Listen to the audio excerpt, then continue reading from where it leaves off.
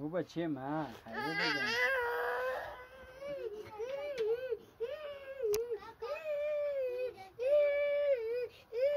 قبل ده دلتا ده دلتا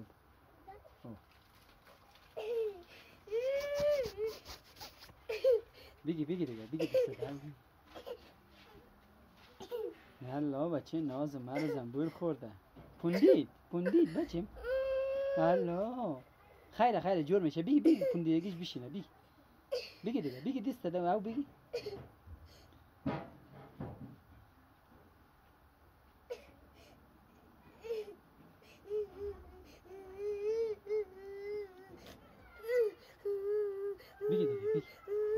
بگی اینه فلم تا گرفتیم دست بچه ما زنبور خورده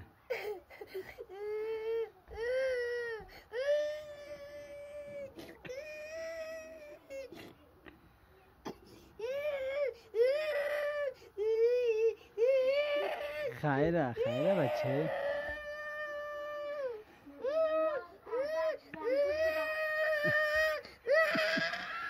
بکش دست بکش پس ما بگیرم کوک دست نشان به تلفن اینی است اینی را خورده الله کتام شد نه زنبور خورده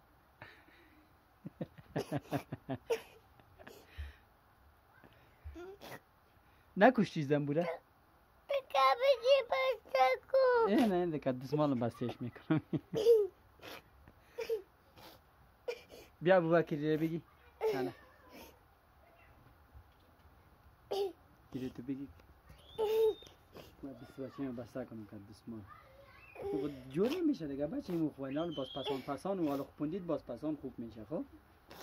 پشتر بگی پشتر بود یک ذره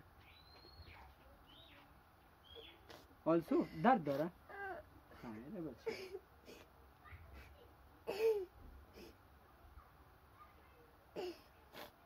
دست شدیدیم بچه باش که دست عمر بسته کنم دست زنبور خورده دست بچه ما زنبور خورده زنبور دگیر ما بیایه که ما یک پیره کتش بفهم که دست بچه ما چرا خورده دست لالا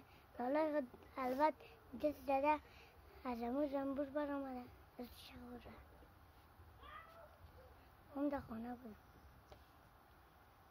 دسته تو بگیره میری خانه بر کوکه